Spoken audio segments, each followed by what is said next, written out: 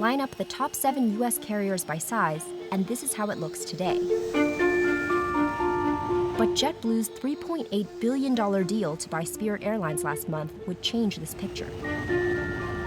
The tie-up would see Spirit folded into JetBlue, moving JetBlue one rung up the ladder past Alaska. The word they've used is turbocharges, and that's probably right that, if they're able to get this deal done, it really puts them in a different class really quickly. But the so-called Big Four, American, United, Delta, and Southwest, would maintain their places. If you look at what this is, it's really an acquisition about assets. It's about JetBlue acquiring Spirit for aircraft and for the crew members who will operate those aircraft. The question is, can a bigger JetBlue compete, and how? Let's take a look at a few key metrics to see where the company stands now, where it will be if the deal goes through, and if there could be a Big Five. First, pilots. Anyone who's been to an airport recently knows that travel is rough right now. One of the challenges airlines have started to grapple with this summer, there aren't enough pilots. Globally, demand for pilots is projected to exceed supply by 2024. But in North America, it's already here, and airlines are scrambling to both hire and retain employees. You've seen carriers like Spirit, Frontier, Allegiant, JetBlue lose pilots who's choosing to go to United, American, Delta, Southwest. And so this is really a way for JetBlue to basically acquire a cadre of pilots to really fuel that growth. By adding Spirit, JetBlue would jump from having around 3,800 pilots to nearly 6,600. That's still about half of Delta's industry-leading 13,180 pilots. Having more pilots, it just gives them a lot more depth. And so when they go into a new market, they can offer multiple flights a day instead of maybe just one, or they can go into more new markets where they're not already present. And that just makes them potentially more meaningful competitor. JetBlue would also benefit from the type of pilots the deal brings. JetBlue and Spirit both fly mostly Airbus aircraft. To have pilots who are already type rated and qualified to fly an Airbus A320 or an A321 simplifies things and really reduces costs for a JetBlue. Next up, fleet. Without its deal for Spirit, JetBlue has a total of 282 jets in its fleet, putting it well behind the Big Four. Getting planes, it's just difficult for airlines right now. There's delays in deliveries, manufacturing delays. So just the idea of just quickly acquiring a couple hundred planes was very enticing for JetBlue. So acquiring Spirit's all-Airbus fleet would give JetBlue a total of 458 planes, JetBlue says, with some 300 more on order. It would take it many years, I think they've said 8 years, to sort of get to that size that they need to get organically. So they kind of looked around and deciding really the best way to kind of jump to a size that can even begin to compete with these bigger airlines is through an acquisition. These planes won't fly as is, though. Spirit's yellow will be painted over, and JetBlue has said it would take seats off Spirit's packed planes to bring them in line with JetBlue's roomier model. But even taking seats away, this deal would bring JetBlue thousands more seats total.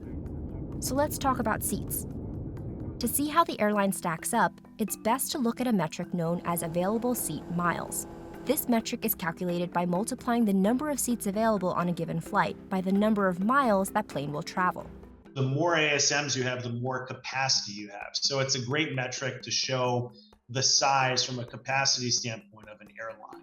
In 2021, JetBlue had 54 billion available seat miles. Combining with Spirit's 40 billion would edge the airline closer to 4th place Southwest than 6th place Alaska. But even with Spirit, JetBlue's slice of overall seat capacity will sit at 8%. Analysts say to grow that, JetBlue will need to expand its reach. I think what really is needed for JetBlue to get its share closer to that of Southwest, United, Delta, and American is to set up some sort of a focus city with material size in the middle of the country. And lastly, destinations. Currently, JetBlue flies to 98 destinations. Spirit flies to 90. The combined airline wouldn't fly to 188, however.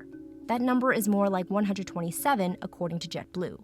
Often in airline mergers in the past, regulators say, well, this is where you overlap. We need you to cut certain gates at airports, or need you to divest some assets in order to so there's not so much overlap. If the deal is allowed to go forward, there will likely be some pruning at least. 127 destinations would move JetBlue just above Southwest, which currently flies to 121 locations. The other 3 would all have more than double JetBlue's destinations. The deal would make Fort Lauderdale JetBlue's busiest airport, according to a Cirium analysis. The combined airline would then surpass Southwest and Delta to become Florida's second busiest carrier by seats after American. Florida has been, especially the last couple of years, just one of the busiest places in the country to fly. It is important to airlines to have a meaningful presence there, and growing there can be really advantageous for them. JetBlue says its larger presence in cities like Fort Lauderdale would drive down prices for flyers. However, JetBlue would be taking an ultra-low-cost carrier out of the equation, and some argue that less competition could end up raising prices for all. Proving that competition and low prices will remain after the deal will be key to getting regulators to bless the merger. JetBlue has argued that the government has allowed the creation of 4 really big airlines that dominate the market by allowing all of these mergers, and that the only way to address that situation is to allow another carrier to kind of bulk up and get big enough to challenge those 4 big airlines. Spirit and former suitor Frontier had previously argued that regulators would almost certainly prevent a merger between Spirit and JetBlue, and that the review process could hobble Spirit for up to 2 years. JetBlue has said that any deal, including the failed combination between Spirit and Frontier, would face similar levels of pushback from regulators. JetBlue expects the deal to receive approval and be finalized by the first half of 2024, followed by a 4 to 5 year integration process. And analysts say an even longer time before it might truly challenge the Big Four. It won't be 5 years from now, it won't be 10 years from now, but I think what this does is create a combined airline that becomes competitive with those Big Four and really makes the future JetBlue relevant in the industry.